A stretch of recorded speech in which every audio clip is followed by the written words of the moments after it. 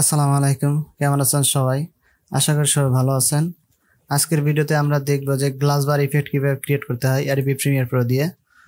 আমরা প্রথমে যে কাজটা করব সেটা হলো আমাদের একটা ভিডিও ইনপুট করতে হবে। আমরা এখান থেকে মিডিয়াতে গেলাম, যাওয়ার পরে আমাদের ইনপুট যে অপশনটা আছে ইনপুটে ক্লিক করলাম, করার পরে আমি এখান থেকে যে কোনো একটা ভিডিও এখান থেকে ইনপুট করলাম। আমি মূলত আগে যে কাজটা করছি, যে ভিডিওটা দিয়ে কাজ করছি, আমি সেই ভিডিওটাই এখান থেকে ইনপুট করলাম।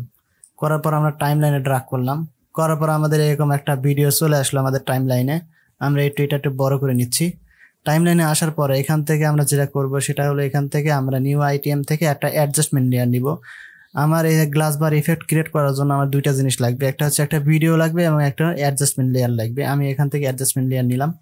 নেওয়ার পরে এখান থেকে আমি অ্যাডজাস্টমেন্ট লেয়ারে কিন্তু নামটা চেঞ্জ করে দিতে পারবো। আমরা এখান থেকে লিখে দিলাম গ্লাস, ঠিক আছে। আমরা অ্যাডজাস্টমেন্ট লেয়ারের নামটা দিয়ে দিলাম। এখান থেকে আমরা এখানে আমার ভিডিওর উপরে ড্রাগ করলাম, ঠিক আছে। ড্রাগ করার পরে আমি একটু ছোট করে নিব, এখান থেকে ইয়াটা একটু ছোট করে নিব, ছোট করে নিলাম। নেওয়ার পরে আমি এখান থেকে এই যে আমাদের যে পয়েন্টারটা আছে এটা আমরা ঠিক আমাদের ইয়ার উপরে নিয়ে আসবো। নিয়ে আসার পরে এখান থেকে আমরা ইফেক্ট চলে যাবো। এই যে ইফেক্টে যাওয়ার আগে একটা কথা বলনি, সেটা হলো যে আমার চ্যানেল যদি নতুন হয়ে থাকেন তাহলে অবশ্যই কিন্তু সাবস্ক্রাইব করবেন এবং বেল আইকনে ক্লিক দিয়ে রাখবেন, যাতে করে নতুন ভিডিও আপলোড করার সাথে সাথেই আপনার কাছে পৌঁছে যায়।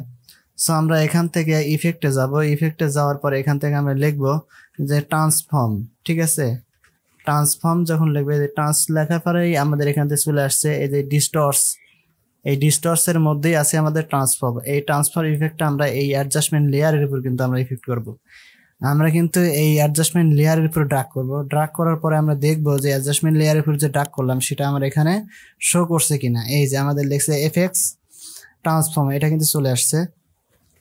আসার পরে আমাদের এই যে অ্যাডজাস্টমেন্ট লেয়ার আছে, এই অ্যাডজাস্টমেন্ট লেয়ার সিলেক্ট অবস্থায় আসার পরে এখান থেকে এই যে ইউনিফর্ম স্কেল যেটা আছে এইটা আমরা এখান থেকে টিকমার্কটা উঠাই দেব, ঠিক আছে। উঠাই দেওয়ার পরে আমরা এখান থেকে যেটা আছে এখানে, এই যে আমার এখানে যেটা আছে সেটা আমরা কি করব, এইখান থেকে আমরা এইটা 150 করে দিব।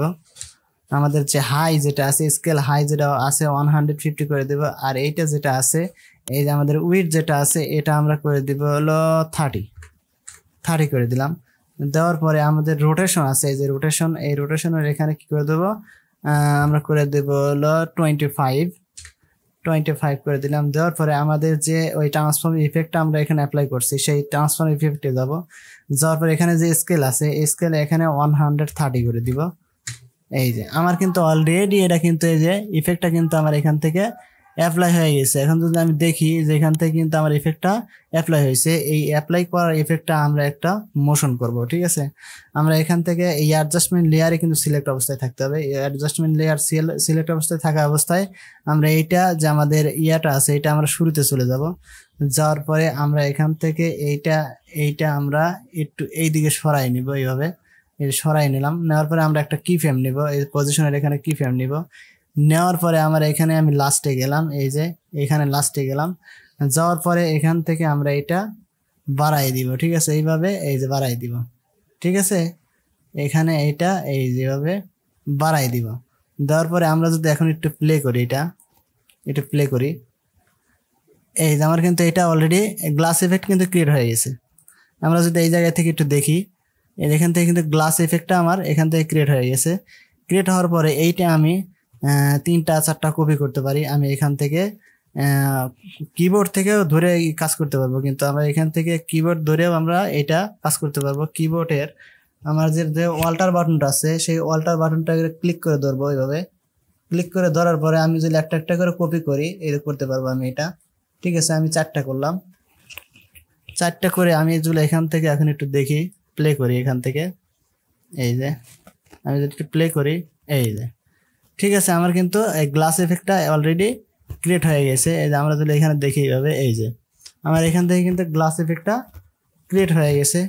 সো মূলত এরকমভাবেই আমাদের গ্লাস ইফেক্ট ক্রিয়েট করতে হয়। সো আজকে এ পর্যন্তই, দেখা হবে নতুন ভিডিওতে। সে পর্যন্ত ভালো থাকবেন, সুস্থ থাকবেন। আর আমার ভিডিওটা যদি ভালো লাগে থাকে অবশ্যই লাইক, কমেন্ট, শেয়ার করবেন, যাতে করে নতুন ভাইরাও সেগুলো শিখতে পারে। সো আজকে বিদায় নিচ্ছি, আল্লাহ হাফেজ।